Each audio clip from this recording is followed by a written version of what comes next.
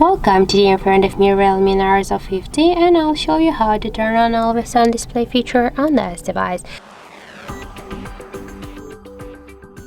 So unfortunately we have now installed by default AOD feature. That's why we should get the application from the Play Store, and here in the search bar enter the Move with Edge. Okay, I just forgot to connect to Wi-Fi, sorry.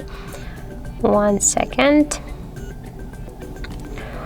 And now just enter the move search here, click here to install, because we should get this application. That's why just wait a couple of seconds while this application downloading and then installing on your device.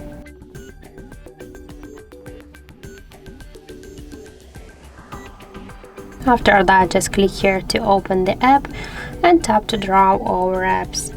Now just find here the Movies Edge, click once on the switcher near the Movies Edge app and go back again to the app here and select one from the available tabs. For example, we can go with this one, click here to apply, and now when we lock our device we can see that the always on display feature successfully activated. And that's it. So thank you for watching, and if you found this video helpful, don't forget to leave a like, comment and to subscribe our channel.